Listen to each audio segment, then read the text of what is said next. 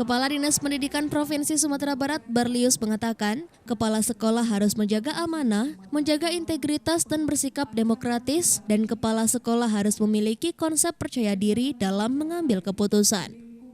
Barlius menyebut kepala sekolah yang baru saja dilantik harus melaksanakan tugas dengan sebaik-baiknya mengenai urusan pendidikan dan urusan pemerintahan di sekolah masing-masing. Bertanggung jawab mencerdaskan bangsa di unit kerja masing-masing.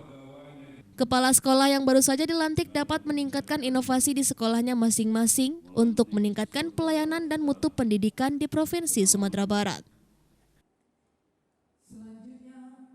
Hari ini kita harapkan ini penyegaran ya, biasa dalam organisasi, apalagi organisasi kepala sekolah.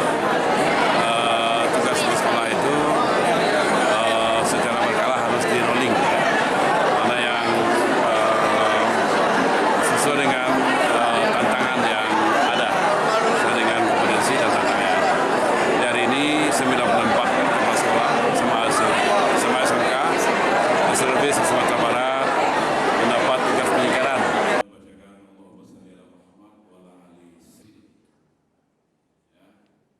Sementara itu, Kepala SMK 9 Padang Syamsul Mardan mengatakan, sesuai arahan dari pemerintah Provinsi Sumatera Barat, dia akan melaksanakan peningkatan advokasi khususnya di SMK 9 Padang. Ditambahkan Syamsul Mardan, dia segera melakukan koordinasi dengan Kepala Bidang SMK Provinsi Sumatera Barat untuk melaksanakan serah terima jabatan karena sudah banyak tugas yang menanti untuk dilaksanakan di SMK 9 Padang. Ke depan tentu sesuai dengan arahan beliau, kita akan melakukan peningkatan advokasi, khususnya di SMK 9. Tentu harapan-harapan beliau akan kami lakukan dengan bekerja dengan giat, bekerja membantu beliau dalam meningkatkan vokasi di SMK 9. Dari Padang, Sumatera Barat, Tim Liputan iNews melaporkan.